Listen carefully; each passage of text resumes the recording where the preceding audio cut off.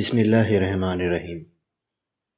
گلابی پوئٹری کے دیکھنے اور سننے والوں کو محبتوں بھرا السلام علیکم۔ پیارے دوستو، آج آپ کے لیے ایک دل کو تڑپا دینے والی کہانی لے کر حاضر ہوں۔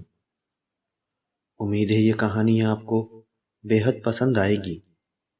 کہانی پر جانے سے پہلے آپ تمام حضرات سے ایک گزارش ہے کہ اگر آپ ہمارے چینل پر نئے ہیں اور آپ نے اگر ہمارے چینل کو ابھی تک سبسکرائب نہیں کیا تو ہمارے چینل کو سبسکرائب کر کے ساتھ موجود بیل کی علامت کو بھی دبا دیجیے تاکہ ہماری ہر نئی آنے والی ویڈیو آپ کو سب سے پہلے ملتی رہے۔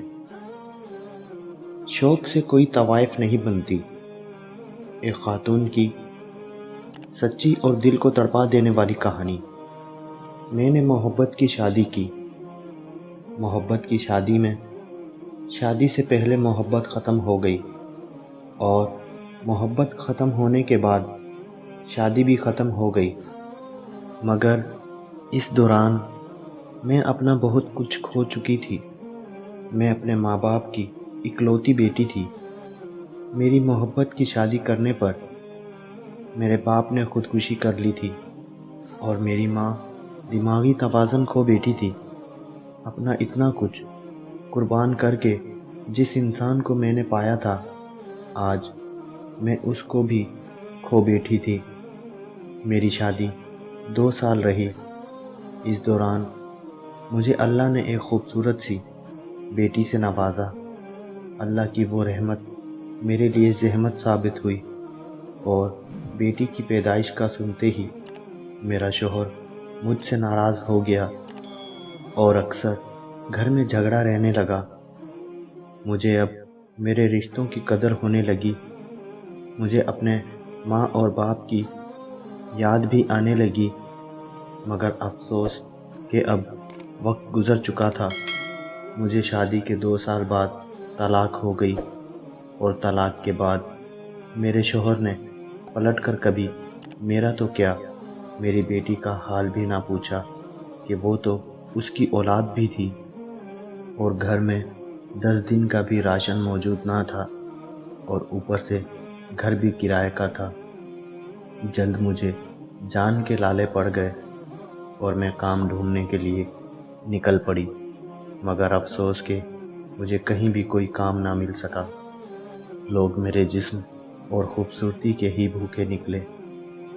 بھوک کو بھی کب تک برداشت کیا جا سکتا تھا جب رات کو بھوک سے میری بیٹی کے پیٹ میں درد ہونے لگا اور اس کو پلانے کے لیے میرے جسم میں دودھ کا ایک قطرہ تک نہ تھا، تو مجبوراً میں نے اپنا جسم بیچنے کا فیصلہ کر لیا۔ اس وقت میں بالکل جوان اور خوبصورت تھی۔ کسی ایک شیطان نے مجھے بازار حسن تک پہنچا دیا اور میں سیما بائی کے کوٹھے پر کام کرنے لگی۔ میرے حالات کا سن کر اس کو بھی مجھ پر ترس آنے لگا۔ وہ صرف میرے ڈانس کے پیسے سے حصہ لیتی اور اپنا جسم بیچ کے میں جو بھی کماتی اس میں سے کچھ بھی نہ دیتی۔ اور یقین کریں، اس بھوکے پاکستان میں جسم خریدنے کے لیے لوگوں کے پاس اتنا پیسہ ہے کہ آج لاہور شہر میں میرا اپنا گھر ہے جو کہ اب میری بیٹی کے پاس ہے۔ جب میرا کام چل نکلا تو سب سے پہلے میں نے ایک گھر کرائے پر لیا۔ اس میں ایک ملازمہ کو رکھا جو رات کو میری بیٹی کا خیال رکھتی اور صبح فجر کی اذانوں کے ساتھ میں گھر پہنچ جاتی۔ بیٹی کے اٹھنے سے پہلے اس کے لیے ناشتہ بناتی، اس کو تیار کرتی اور اسکول بھیج دیتی۔ سیما بائی کے ذریعے ہی میری بیٹی کے باپ کی جگہ ایک آدمی نے نام دیا۔ جب میرے حالات کچھ بہتر ہوئے تو میں نے اپنی ماں کو بھی اپنے پاس بلا لیا۔ ان کا دماغی توازن ٹھیک نہیں تھا۔ رات کو ان کو میں ایک کمرے میں بند کر کے کام پر جاتی، صبح آ کے ان کو نکالتی، نہلاتی اور ناشتہ کرواتی، اور یقین کریں وہ مجھے پہچانتی نہیں تھی۔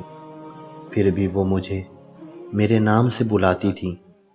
جب میری بیٹی میٹرک میں تھی تو اس کو مجھ پر شک ہوا اور اس نے مجھ سے میرے کام کے متعلق پوچھا۔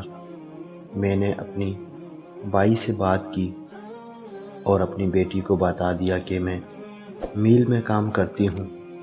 بیٹی کی ضد پر سیما بائی کی بتائی ہوئی میل کا وزٹ اسے کروا دیا۔ میری بیٹی پڑھائی میں بہت قابل تھی۔ اس نے میٹرک میں پہلی پوزیشن لی اور اسکالرشپ میں داخلہ ملا، اور ایف ایس سی میں پوزیشن ہولڈر تھی اور اسکالرشپ پر یونیورسٹی میں داخلہ ملا۔ یونیورسٹی میں بھی وہ ٹاپ پر رہی اور اس طرح ہمارا خرچہ بہت کم ہوا۔ الحمدللہ آج وہ ایک بہترین اور مشہور ترین دل کی اسپیشلسٹ ہے، مگر افسوس کہ اس کے لیے میں نے کتنی قربانیاں دی۔ اس نے ان سب کو بھلا دیا اور آج مجھے ایک طوائف کہہ کے گھر سے نکال دیا۔ یہ تک بھی نہ سوچا کہ میں طوائف کیسے، کس کے لیے اور کیوں بنی۔ میرے لیے جو ہو گیا سو ہو گیا، لیکن یقین کریں اگر میری بیٹی نہ ہوتی تو میں بھی خودکشی کر لیتی۔ میں نے بیٹی کو مارنا چاہا، لیکن پتہ نہیں کیوں میں اس کی جان نہ لے سکی، اور آج سوچتی ہوں کہ کاش اس وقت اس کی جان لے لیتی۔